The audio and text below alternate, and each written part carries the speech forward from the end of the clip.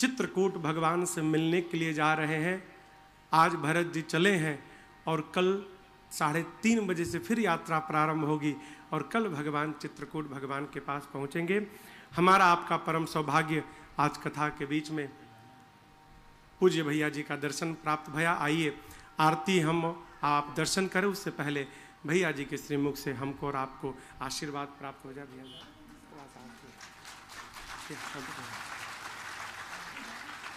कहाँ है? दीजिए दीजिए दीजिए, तुरंत दीजिए।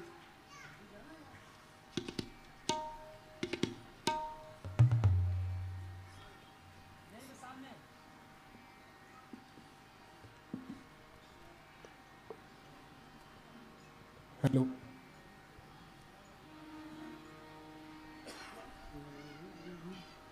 बोलो अयोध्यानाथ की जय। श्री सीताराम जी महाराज की जय। श्री गोस्वामी तुलसीदास जी महाराज की जय। जय जय श्री सीताराम। माता रामो मत्पिता रामचंद्रः, स्वामी रामो मत्सखा रामचंद्रः,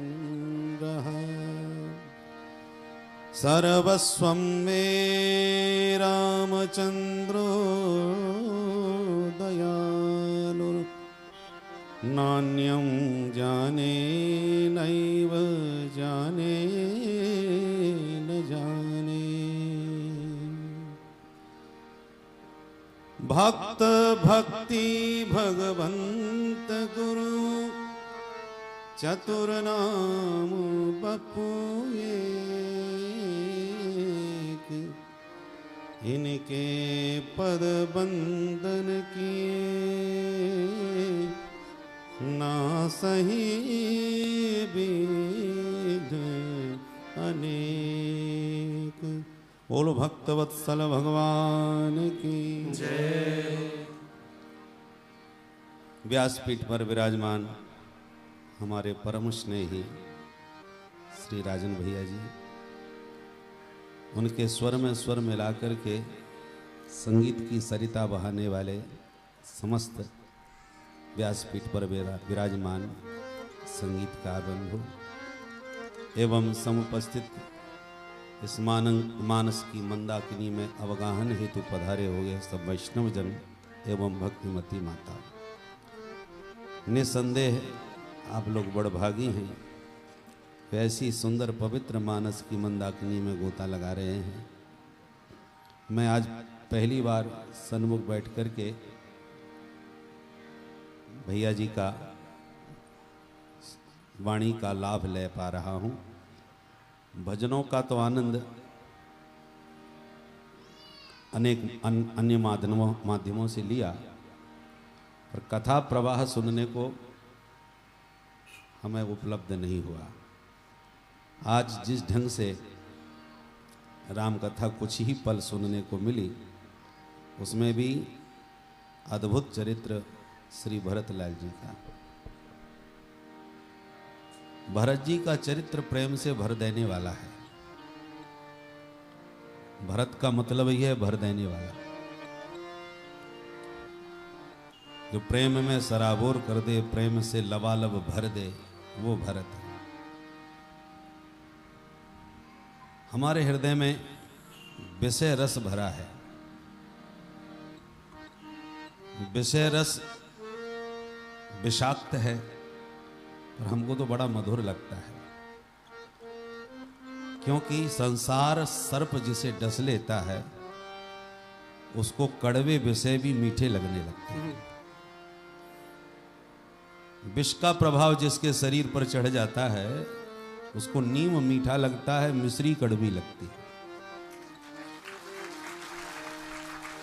रसिक जन कहते हैं मधुराधिपते रखिलम मधुरम, प्रभु बड़े मधुर हैं, बड़े मीठे हैं, पर हमें नहीं लगते मीठे। हमें विषय वार्ता मीठी लगती है, विषय सुख मीठे लगते हैं, क्योंकि भव भुजंग ने हमको डस लिया है और संसार चित्त पर चढ़ गया है।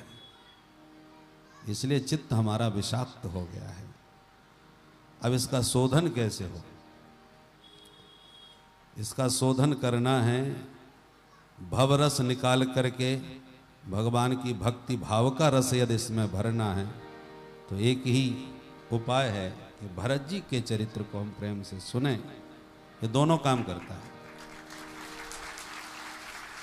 जो भवरस भरा है उसे बाहर करेगा, और जब रिक्त घट हो जाएगा तो इसमें गोविंद के राघवेंद्र के पावन दिव्य भाव के रस से यह सराबोर भर देगा।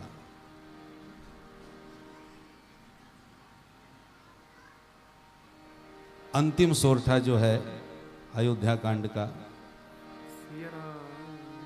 भारत चरित करने तुलसी जे सादर सुनहि,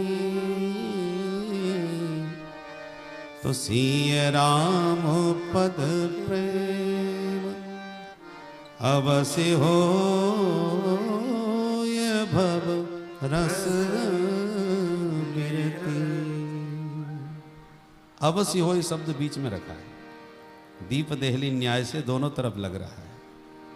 अवश्य होए भवरस बिरति, जो भवरस भरा है, जिसने चित्त को विषाक्त किया है, तो उस विषय रस से विरक्ति हो जाएगी और हमारा घट खाली हो जाएगा, भवरस निकल जाएगा। और सिय राम पद प्रेम अवश्य होए, फिर सीताराम जी के पाद पद्मों में प्रीति प्रगाढ़ हो जाएगी और निश्चित रूप से होगी। कोई संशय नहीं, कोई संदेह नहीं, कोई भ्रम नहीं, अवश्य होए, गारंटी ले रहे। ऐसी सुंदर भाव भक्ति से भरी हुई रसमयी कथा आप लोग श्रवण करके अपने जीवन को सार्थक बना रहे हैं। राम कथा आपने बहुत सुनी होंगी, हमको भी सुनने का अवसर मिलता है, पर लगभग आजकल ऐसी शैली चल गई है, 2 पंक्तियां लेने के बाद उन्हीं पंक्तियों पर प्रवचन होने लगा है। देखो, प्रवचन अलग चीज है, कथा अलग चीज है। परंतु हम लोग कथा में जब प्रवचन प्रारंभ कर देते हैं तो फिर कथा का रस थोड़ा सा एकाकी हो जाता है। परंतु अभी हम जो भैया जी को सुने, हमें नहीं लगा कि कोई भी पंक्ति का अर्थ छूटा होगा। आप रामचरितमानस के मूल पंक्तियों को पढ़ लीजिए और भैया जी की वाणी से भले अब सारी पंक्तियों को गुनगुनाएंगे तो फिर तो राम कथा गायन हो जाएगा। बीच बीच में प्रसंगानुरूप कुछ पंक्तियों को गुनगुनाया, बाकी उनके जो शब्द थे वो पंक्तियों का ही अर्थ प्रकट कर रहे थे, और इसी का नाम कथा है। कथा डूबने के लिए होती है। भगवान के चरित्रों में मन को डुबा दो, और प्रवचन सुनना वो उसमें बुद्धि की प्रधानता होती है। विषय वस्तु की समीक्षा करना, ऐसा क्यों कहा गया, ऐसा क्यों लिखा गया, भगवान ने ऐसा क्यों किया, ये प्रश्न उत्तरों का समाधान करते हुए विषय वस्तु की गंभीरता को समझना। प्रवचन बहुत अच्छी चीज़ है, पर प्रवचन का मंच दूसरा होता है। उसमें एक विषय को लेकर के उसी पर खूब गंभीरता से चिंतन मंथन करना, वो प्रवचन होता है। कथा में भी प्रवचन का अंश आता है, थोड़ा विषय का गंभीर दिखाया जाता है, पर वो स्वल्प मात्रा में होता है। बहुत अधिक मात्रा में हो जाने पर कथा का जो प्रवाह है वो थोड़ा सा रुक जाता है, उसमें डूबने का वो आनंद नहीं आ पाता। तो भगवान की कथा तो डुबाने वाली है, हमारी व्यथा को मिटाने वाली है। हमारे हनुमतलाल जी राम कथा सुनते भी हैं और अवसर आने पर सुनाते भी हैं, और राम कथा ऐसी सुनाते हैं कि सुनते ही सीता कर दुख भागा। किशोरी जी जो अशोक वाटिका में सशोक बैठी थी, वो हनुमंत लाल जी के श्रीमुख से रघुनंदन राम भद्र के चरित्र सुनते ही उनकी व्यथा समाप्त हो गई। ऐसी हनुमान जी कथा कहने वाले हैं। तो कथा तो डुबाने के लिए है, व्यथा को जीवन से मिटाने वाली है। ऐसी सुंदर भावमयी कथा सुन के आप अपने जीवन को कृतार्थ कर रहे हैं, इसलिए आप सब बड़ भागी हैं। थोड़ा सा अंश हमको भी सुनने को मिला। मैं अपने आप को सौभाग्यशाली समझता हूँ। कभी समय मिला तो कभी भैया जी के सन्मुख बैठ के पूरी राम कथा को आनंद पूर्वक सुनेंगे, ऐसा भाव मन में जाग रहा है। अब सौभाग्य जब ठाकुर जी प्रदान करें, ये अवसर हमें कब मिले, ये इसकी हमें प्रतीक्षा रहेगी। भगवान कृपा जब करते हैं तभी ये सौभाग्य प्राप्त होता है। इन्हीं वचनों के साथ मैं वाणी को विराम दूंगा, क्योंकि आप भी सब बहुत देर के बैठ करके कथा रस पान कर रहे हैं और हम भी कथा गान करके अभी अभी सीधे आज वो भी भागा दौड़ी में तुरंत फटाफट हमने प्रसंग पूरा किया कि ताकि ज़्यादा से ज़्यादा सुनने का अवसर मिल सके। तो भागते भागते जितना मिल सका उसमें ही परमानंद प्राप्त हुआ। ऐसी सुंदर व्यासपीठ को प्रणाम करते हुए, आप भाग्यशालियों के सौभाग्य की सराहना करते हुए वाणी को विराम। बोल भक्त वत्सल भगवान की जय। हरे राम राम राम सीता राम राम राम, हरे राम राम राम सीता राम राम राम, हरे राम राम राम सीता राम राम राम, हरे राम राम राम सीता राम राम राम, हरे राम राम राम सीता राम राम राम, हरे राम राम राम सीता राम राम राम, हरे राम राम राम सीता राम राम राम, हरे राम राम राम सीता राम राम राम। कथा विसर्जन आज की प्रभु